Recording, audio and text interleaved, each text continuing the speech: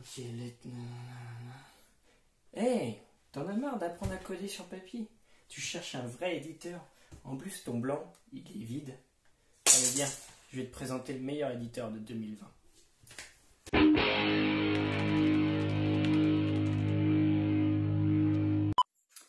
Salut, c'est Vincent. Dans cette vidéo, on va parler éditeur de code. On va essayer de définir quel est le meilleur éditeur de code à utiliser en 2020, notamment pour les développeurs juniors. D'abord, qu'est-ce qu'un éditeur de code? Un éditeur de code, c'est pas simplement un notepad dans lequel vous allez écrire du texte simplement et envoyer ça à un terminal. On va essayer de sélectionner un éditeur de code qui a des fonctionnalités avancées, donc un IDE, Integrated Development Environment. Cet éditeur de code, il doit bien sûr permettre d'écrire le code, mais il va vous aider à augmenter votre productivité. Donc il va aider à écrire ce code, va aider aussi à manipuler le code et à le débugger. Donc il y aura des tâches de compilation, des tâches de debug. Typiquement, Notepad++ ne sera pas dans la liste des produits que je vais retenir. Parlons tout de suite des critères que je vais utiliser pour déterminer si un produit ou pas est dans la liste des compétiteurs. Premièrement, comme cette vidéo correspond plus à des développeurs juniors, on va plutôt sélectionner des produits qui sont gratuits et open source. Deuxièmement, comme je ne sais pas sur quelle plateforme vous êtes, on va uniquement garder les éditeurs qui sont multiplateformes, macOS, Linux et Windows. Et enfin, pour pouvoir passer d'un langage à un autre facilement ou d'une plateforme à une autre, d'un framework à un autre, on va partir du principe qu'il est extensible et s'adapte à tous les langages, tous les besoins. Commençons par donner une liste des produits susceptibles de correspondre à notre meilleur IDE de 2020. Premier éditeur de la liste, iMac, un éditeur créé en 1976 par Richard Stallman. Je ne vais pas le garder dans ma liste parce qu'il n'est pas accessible facilement à des débutants. Un petit peu dans la même lignée, on a aussi Vim, qui dans les dernières versions fonctionne sur tous les systèmes d'exploitation. Donc il est cross-platform. Je ne vais pas retenir Vim car comme iMac, il est plutôt destiné à un public averti. On continue avec Sublime Text, un éditeur qui supporte 44 langages, qui est disponible sur les 3 plateformes macOS, Linux, Windows. Un très bon éditeur codé en C++ et Python. Si vous n'avez jamais essayé, c'est l'occasion. C'était, il y a encore quelques années, mon éditeur de code gratuit que j'utilisais. On a aussi Brackets, qui est un éditeur de source open source, développé à la base par Adobe, qui est plutôt orienté développement web à la base, voire design, et qui permet de faire plutôt du HTML, du CSS et du JavaScript. Un autre très bon challenger, c'est Atom, développé par GitHub, pareil, open source. Celui-là est basé sur du Node.js avec une base Electron. Il a été codé en CoffeeScript et a une notion du versionning basée sur Git, puisque c'est GitHub qui l'a édité. Et enfin, en dernier, je vais retenir Visual Studio Code, qui est à la base développé par Microsoft en open source et qui, comme Atom, est développé en Node.js, TypeScript et qui permet de supporter un grand nombre de langages, qui est extensible et qui est multiplateforme. Bon, je ne vais pas tourner autour du pot, je vais donner tout de suite ma préférence. Si tu as une autre préférence, n'hésite pas à laisser un commentaire. Et si ça t'avait aidé, n'hésite pas à t'abonner à la chaîne. Il y aura d'autres vidéos sur les IDE et sur le développement en général.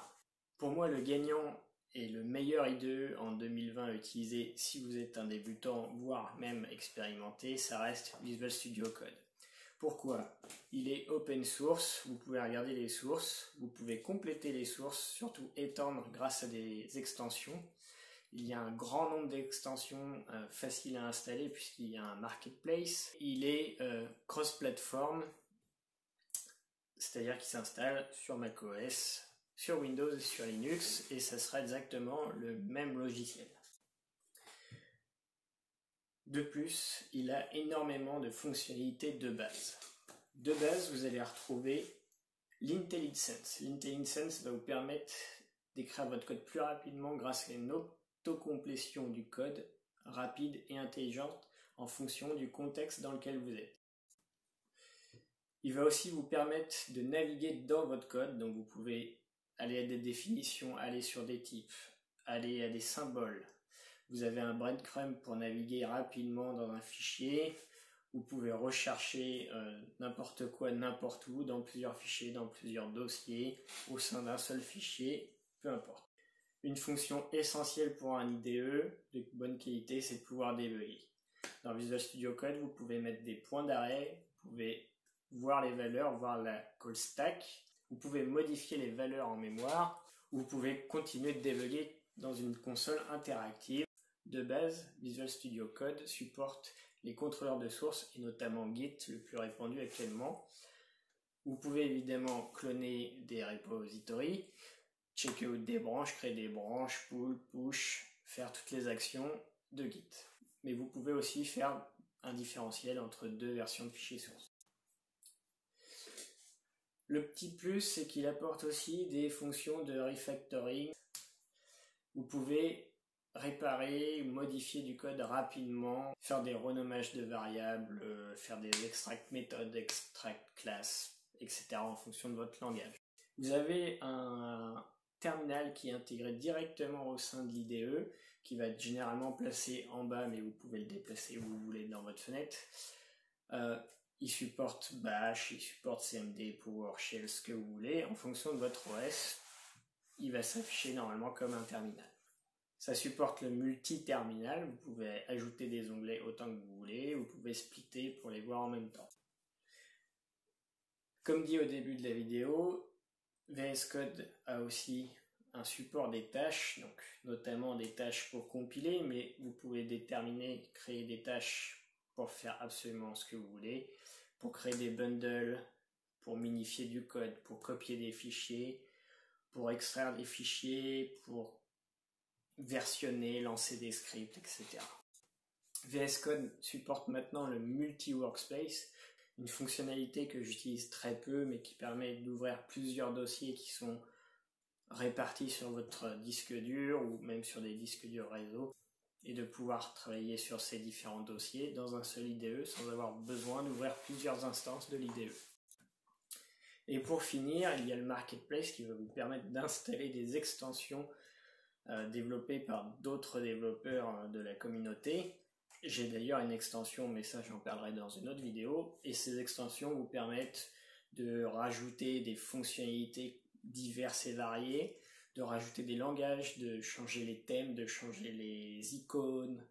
Vous pouvez absolument faire tout ce que vous voulez, et on va en parler dans une prochaine vidéo. Donc voilà, pour moi le choix reste Visual Studio Code, vous l'avez compris, pour ses nombreuses fonctionnalités et sa puissance de développement. Si vous ne voulez pas utiliser Visual Studio Code, il y a plein d'autres alternatives que j'ai citées dans cette vidéo. N'hésitez pas dans les commentaires à me dire quelle IDE vous utilisez. Personnellement, j'utilise aussi d'autres IDE qui sont plus orientés pour un langage, par exemple du .NET, je vais utiliser plutôt la stack de JetBrains. Mais ici, il s'agissait de définir un IDE pour un junior qui n'a pas forcément envie d'investir dans un IDE payant. Et quitte à avoir un IDE gratuit, autant prendre un IDE open source sur lequel il y aura forcément plus d'extensions. Merci à vous, fin de la vidéo, et on se retrouve dans une prochaine vidéo pour voir un peu plus les extensions Visual Studio Code.